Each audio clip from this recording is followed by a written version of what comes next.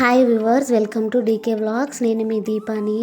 ఈరోజు ఎంతో రుచికరమైన ఒక మంచి పచ్చడిని ఎలా చేయాలో చూద్దాము. అదే మామిడికాయ తురుము పచ్చడి. దీనిని వేడివేడి అన్నంలో వేసుకుని తింటే ఇంకా తినాలనిపిస్తుంది. అంత రుచిగా ఉంటుంది. దీనిని ఎవరైనా చాలా త్వరగా ఈజీగా చేసేయవచ్చు. ఈ పచ్చడి ఫ్రిడ్జ్లో పెట్టుకుంటే 5 నుంచి 6 నెలల పాటు నిల్వ ఉంటుంది. అదేవిధంగా ఈ పచ్చడిని పక్కా కొలతలతో ఎలా చేయాలో కూడా చూపిస్తాను. ఇంకెందుకు ఆలస్యం, ఈ రెసిపీని ఎలా చేయాలో చూసేద్దాం. పచ్చడి కోసం ఇక్కడ నేను 3 మీడియం సైజు మామిడికాయలను తీసుకున్నాను.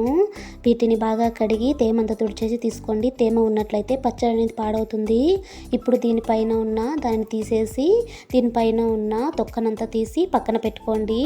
ఈ విధంగా ఉండేలాగా చూసుకోండి. ఇప్పుడు తురుముని తీసుకోండి. దీనిని మామిడికాయలను తీసుకొని వీటిని బాగా నేను చూపిస్తున్న విధంగా బాగా తురుముకోండి. అదేవిధంగా మొత్తం కాయలంతా తురుముకొని ఈ విధంగా పక్కన పెట్టుకోండి. ఇప్పుడు ఈ తురుముకు ఒక గిన్నె కొలత తీసుకోండి. దానిలోకి ఈ తురుమునంతా వేసుకోండి. మరి లోపలికి అదమకుండా పైన ఈ విధంగా వేసుకోండి. ఇదంతా కలిసి ఒక గిన్నె అయింది. దీనిని తీసి పక్కన పెట్టుకోండి. ఇప్పుడు ప్యాన్ పెట్టుకోండి. దానిలోకి 1 టేబుల్ స్పూన్ మెంతులు, 2 టేబుల్ స్పూన్ల ఆవాలు వేసుకొని వీటిని ఎర్రగా ఫ్రై చేయండి. ఇప్పుడు బాగా ఫ్రై అయ్యాయి. వీటిని తీసి పక్కన పెట్టుకోండి. ఇప్పుడు ఒక మిక్సీ జార్ తీసుకోండి. దానిలోకి మెంతులు, ఆవాలను వేసుకొని వీటిని మెత్తని పొడిలాగా చేసుకొని పక్కన పెట్టుకోండి. ఇప్పుడు అదే ప్యాన్లోకి ఒక మీడియం సైజ్ కప్పుతో 2 కప్పుల ఆయిల్ వేసుకోండి. ఇక్కడ నేను మామూలు సన్ఫ్లవర్ ఆయిలే వేసుకుంటున్నాను.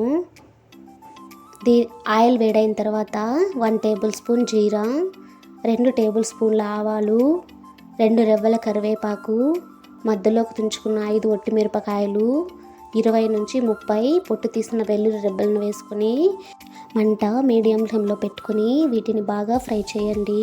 ఇవి ఎంత బాగా ఫ్రై అయితే పచ్చడికి అంత టేస్ట్ అనేది వస్తుంది. ఈ ప్రాసెస్ అంతా మినిమము 1 మినిట్ నుంచి 2 మినిట్స్ వరకు పడుతుంది.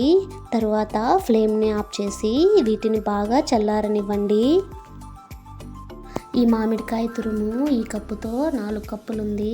ఇదే కప్పు కొలతతో మసాలాను వేసుకున్నాము.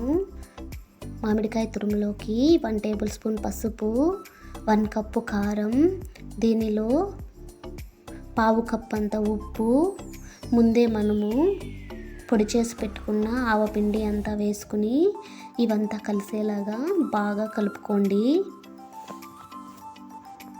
ఇది ఎంత మంచిగా మిక్స్ అయితే పచ్చడి అనేది అంత బాగుంటుంది. ఈ విధంగా మిక్స్ చేసుకోండి.